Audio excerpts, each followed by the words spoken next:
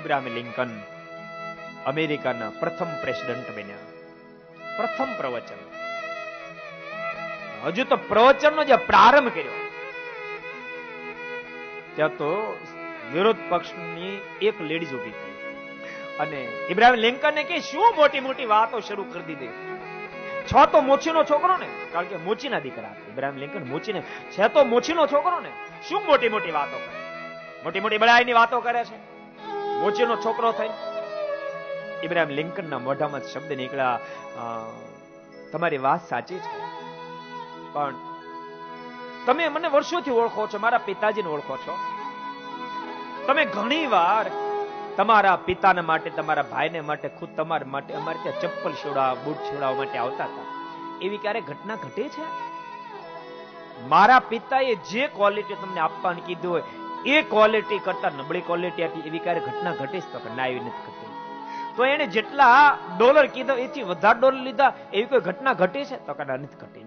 તમારી સાથે ક્યારે અન્યાય કર્યો એવી ઘટના ઘટી છે? તો નથી ઘટી. તો સાંભળો, મારા પિતાએ ક્યારે બેવફા ન થઈ અને બેવફાદારી ન કરી હોય તો હું પણ આ દેશ સાથે ક્યારે બેવફાદારી નહીં કરું. જેમ હું બોલું છું એમાં આ દેશને હું મહાન બનાવીશ. અને ભક્તો, મોચીની ઘેરે જન્મેલ ઇબ્રાહિમ લિંકને અમેરિકાને દુનિયાના ટોપ લેવલ ઉપર મૂકી દીધો, ટોપ લેવલ ઉપર મૂકી દીધો. જોકે વર્ષો પહેલા અમેરિકાને ઇબ્રાહિમ લિંકન મળ્યા હતા અને ભક્તો વર્ષો પછી ભારતને નરેન્દ્ર મોદી સાહેબ એવા મહાન વડાપ્રધાન મળ્યા છે.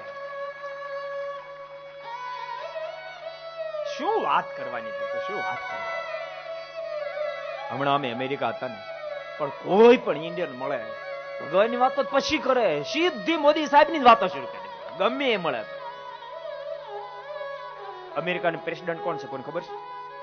કોણ છે? ઓબામા. ભક્તો યાદ રાખજો, ઓબામા. અમેરિકા દુનિયાનો ટોપ લેવલનો દેશ ગણાય.